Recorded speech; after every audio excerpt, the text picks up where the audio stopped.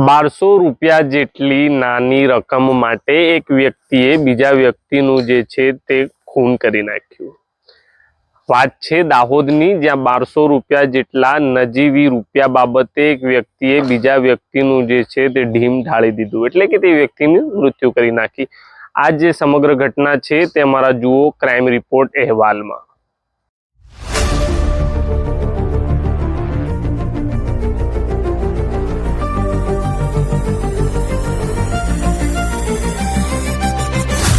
દાહોદમાં ત્રિવેણી સંગમ ખાતે મળેલ લાશનો ભેદ ઉકેલાયો। માત્ર ₹1200 ખાતર હત્યા કરાયો હોવાનો ખુલાસો થયો। પોલીસે હત્યારાની ધરપકડ કરી। વર્ષો પહેલા શ્વાનની હત્યાથી પેરાયેલા માથાભારે ઈસમે માનવવધ કર્યો। દાહોદ તાલુકાના રળિયાથી ત્રિવેણી સંગમ ખાતે જે ગઈકાલે બિનવારસી હાલતમાં પોલીસને લાશ મળી હતી તેનો ગણતરીના કલાકોમાં જ ભેદ ઉકેલાયો છે।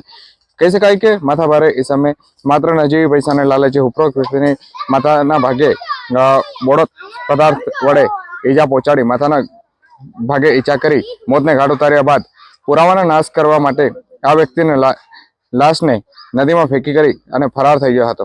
જોકે પોલીસે સમગ્ર બનાવ મામલે ભેદ ઉકેલી ઉપરોક્ત હત્યારાને લૂંટ વિથ મર્ડરના ગુનામાં જેલ ભેગો કર્યો હોવાનું જાણવા મળે છે। પ્રાપ્ત માહિતી અનુસાર દાહોદ તાલુકાના રળિયાથી નજીક ખાંડ નદી ત્રિવેણી સંગમમાં ગઈકાલે એક અજાણ્યા વ્યક્તિની લાશ મળી હતી। સ્થાનિકો દ્વારા દાહોદ પોલીસને જાણ કરતા દાહોદ પોલીસ દ્વારા જે સમગ્ર ઘટના સ્થળે પહોંચી અને મરણ જનારને મૃતદેહને બહાર કાઢી તપાસ હાથ ધરવામાં આવી હતી, જેમાં તેના માથાના ભાગે ગંભીર ઈજાઓ જોવાતા પોલીસે હત્યા કરી હોવાનો આશંકા ગઈ હતી। જોકે પોલીસે મરણ જનાર વ્યક્તિના મૃતદેહને પીએમ અર્થે મોકલી 4 જેટલી અલગ અલગ ટીમો બનાવી તપાસ હાથ ધરવામાં આવી હતી।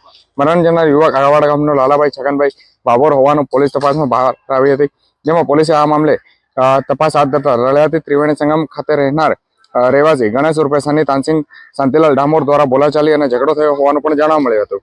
જોકે ઉપરોક્ત ગણેશ ડામોર ઉજ્જૈન ભાગે તે પહેલા પોલીસે રેલવે સ્ટેશન ખાતેથી તેની ધરપકડ કરી પૂછપરછ કરતા જે ઉપરોક્ત ગણેશ ડામોરે પૈસાની જરૂર હોય અને મરણ જનાર લાલાભાઈ વચ્ચે બોલાચાલી અને ઝઘડો થયો હતો અને તેમાં ગુસ્સામાં આવેલ ગણેશે જે કોઈ બોથડ પદાર્થ વડે માથાના ભાગે જીવલેણ ઈજાઓ કરી હતી અને ત્યાં જીવલેણ ઈજાઓને પગલે મોત નીપજ્યું હોવાનું જાણવા મળ્યું હતું। જોકે ગણેશે જે પુરાવાના નાશ કરવા માટે તેના મૃતદેહને નદીમાં ફેંકી અને તેના ખિસ્સામાંથી જે ₹1200 કાઢી લેવાનું પણ કબૂલાત કર્યું હતું। સમગ્ર મામલે પોલીસે લૂંટ વિથ મર્ડરનો ગુનો દાખલ કરી અને ગણેશ ડામોરને જેલ ભેગો કર્યો છે।